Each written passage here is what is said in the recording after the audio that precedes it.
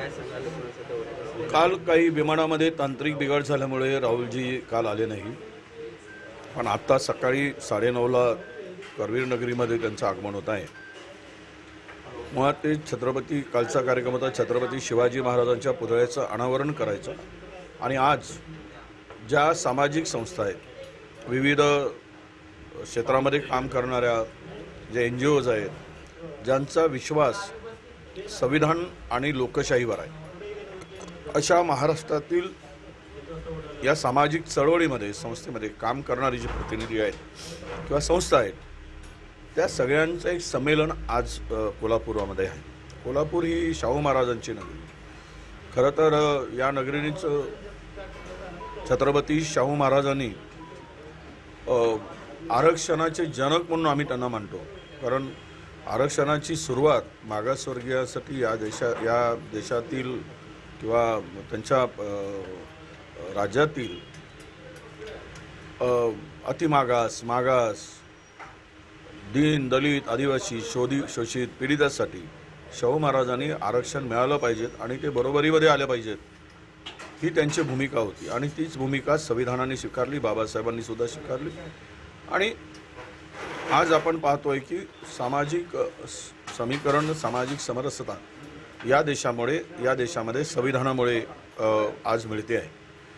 काही गोष्टीमध्ये राहुलजींच्या परदेशातील वक्तव्यांचं अर्धवक्तव्य दाखवून विपर्यास्त केला गेला. बाबासाहेब जे म्हणाले ते राहुलजी म्हणालेत. बाबासाहेब म्हणाले होते की ज्या दिवशी या देशामध्ये समानता निर्माण होईल, ती सामाजिक, शैक्षणिक, आर्थिक या सगळ्या विषयावर, त्या दिवसाची आरक्षणाची गरज नसेल. पण आज ती स्थिती आहे का? आज स्थिती नाही ती. कालच आपण राजस्थानमध्ये पाहिलं की एका राजस्थानामध्ये दलित मुलांनी शाळेमध्ये मुख्याध्यापक पाणी पितो त्या तांब्याने पाणी पिल्यामुळं त्याला बेदम मारहाण केली, खूप जबरदस्त मारहाण केली. ही समरसता म्हणायची का? एखादा ठाणे जिल्ह्यामध्ये दलित मुलाच्या तोंडावर सू केलं जातं, ही सामाजिक समरसता निर्माण झाली का? हा खरा प्रश्न निर्माण होतो. म्हणून राहुलजींचं म्हणणं त्यावेळेस तेच होतं की समरसता ज्या दिवशी निर्माण होईल त्या दिवशी आम्ही आरक्षणाचा पुनर्विचार करू. पण राहुलजींच्या विरुद्ध देशभर या जुमलेबाजांनी रान उठवण्याचं काम केलं. राहुलजींचा विश्वास संविधान आणि लोकशाहीवर आहे. राहुलजी आज जे लढत आहेत ते हा देश वाचवण्यासाठी लढत आहेत. कारण देशाची वाटचाल गुलामगिरीच्या दिशेनं आहे, देशाची वाटचाल हुकुमशाहीच्या दिशेनं होती, देशाची वाटचाल एक संस्थानिक स्वरूपाची, म्हणजे त्याला हुकुमशाही प्रवृत्तीची होती. आता ही हुकुमशाही प्रवृत्ती नष्ट करायची असेल तर त्याला तोड संविधान आहे, त्याला तोड आपला लोकशाही वाचवण्यासाठी केलेले राहुलजीचे प्रयत्न आहेत. ते काय आता आपण सगळ्यांनी बघितलं आहे.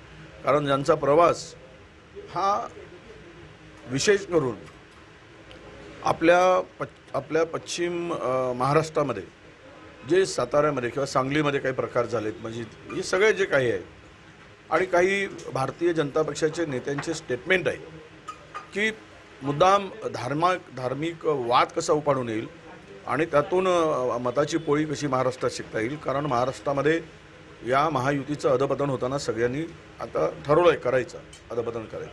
अशा स्थितीत मतांसाठी ही लोक ज्या वाटतील त्या प्रकारे दोन धर्मामध्ये, दोन समाजामध्ये भांडणं लावून आपण निवडणूक कशी जिंकू असं प्लॅन करत आहे.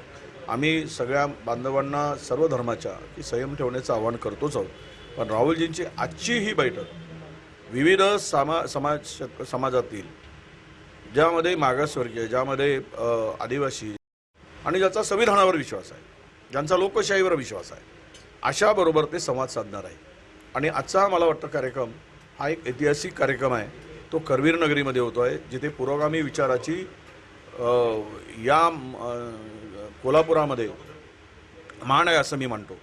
आणि यामध्ये जिथे त्याचा उदय किंवा त्या विचाराचा वसा खोलवर रुजला आहे, अशा करवीर नगरीमध्ये हा कार्यक्रम निश्चितच सामाजिक समरसता निर्माण करण्यासाठी उपयोगी पडेल. एकीकडे हे सगळं संविधान संदर्भातला कार्यक्रम घेत आहे, मात्र दुसरीकडे भाजप म्हणते की त्यांनी पुन्हा याच पद्धतीनं होऊ नये म्हणून आता विरोध देखील त्यांच्या दौऱ्याला आम्ही करणार असं त्यांनी भूमिका घेतली होती. आज देखील नाही, हे 400 पारचा नारा कोणी दिला? संविधान बदलण्याचा नारा कोणी दिला? काँग्रेसने दिला, भारतीय जनता पक्षाच्या नेत्यांनी दिला. 400 पार हो जाएंगे तो हम संविधान बदल देंगे. मनुवाद भाषा किसने की? मनुवादाची भाषा कोणी केली? 400 पारची भाषा कोणी केली? संविधान बसवण्याची भाषा कोणी केली? अंगलट आलं त्यावेळेस मात्र खोटं नेरेटिव्ह सेट केलं असं सांगतात. अरे 15 लाख रुपये देऊ म्हणून जुमला तुम्ही कोणी पेरला? शेतकऱ्याला दुप्पट भाव देऊ म्हणून जुमला कोणी पेरला? या देशातील महागाई कमी करू म्हणून कोणी केला? या देशात एकाही महिलेवर अत्याचार होणार नाही म्हणून मतं कोणी मागितली? हे सगळे जे जुमलेबाज आहेत यांच्या तोंडात तेच येतं. आम्ही काय खोटं नेरेटिव्ह केलं? देशाचं संविधान यासाठी जर आम्ही लढतोय आणि त्यांनी पर्यायी जर या देशासाठी संविधान निर्माण करण्याची भाषा केली असेल तर हे जुमलेबाजांच्याकडून दुसरी अपेक्षा नाही. तर नरेंद्र मोदी देखील आज महाराष्ट्रामध्ये आहेत. विविध ठिकाणी हजारो कोटींच्या कामांची घोषणा ते करणार आहेत. पोरादेवी, ठाणे असेल, मुंबई असेल. नाही, हे निवडणुकीच्या तोंडावर घेतलेले हे निर्णय आहेत मतं मिळवण्यासाठी. कालच 30,000 कोटीचा ओव्हरड्राफ्ट काढावा लागला. राज्य दिवाळखोरीच्या उंबरठ्यावर या ठिकाणी नेऊन ठेवलं. जे 2014 मध्ये 2.5 लाख कोटीचं कर्ज होतं ते कर्ज आता 8-8.5 लाख कोटीच्या 8.95 लाख कोटीच्या घरात गेलेला आहे. प्रत्येक माणूस हा कर्जाच्या खाईत लोटला गेला आहे. 1,27,000 कोटी रुपये व्याज आणि मुद्दलमध्ये राज्याच्या तिजोरीतून परतावा द्यावा लागतो. यापेक्षा दुर्दैव काय असू शकतं? आणि तेच राहुल म्हणजे आज जे नरेंद्र मोदीजींचा दौरा आहे तो महाराष्ट्राला खड्ड्यात घालण्यासाठी असं मी मानतो. कारण पैसे नसताना उद्घाटन करून एक सोंग करायचं, त्याच्यावर 5%ही तरतूद नाही त्या कामाचे भूमिपूजन करायचे, ज्या कामावर 10%ही तरतूद नाही त्या कामाचे उद्घाटन करायचे. आपल्या निवडणुकीच्या तोंडावर हा दिखावा आहे. महाराष्ट्रामध्ये आज आर्थिक स्थिती महाराष्ट्राची पूर्णतः खड्ड्यात गेली आहे, विस्कळीत झाली आहे. महाराष्ट्र पूर्ण कर्जबाजारी आणि उद्ध्वस्त झालेला आहे.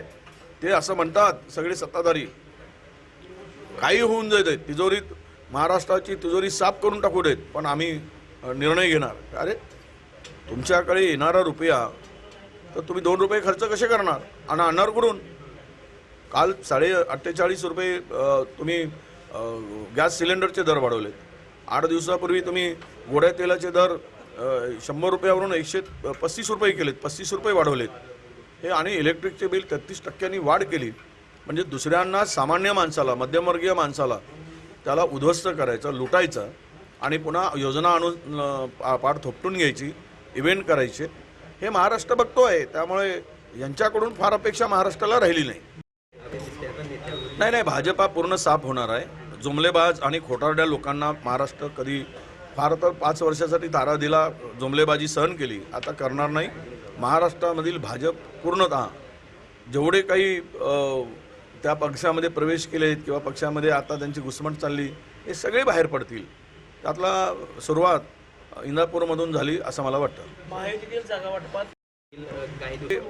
किती दौरे अमित शहा आणि नरेंद्र मोदीजी करू दे, 18 सभा नरेंद्र मोदीजींनी घेतल्या, त्यापैकी 16 उमेदवार पडले 18 पैकी.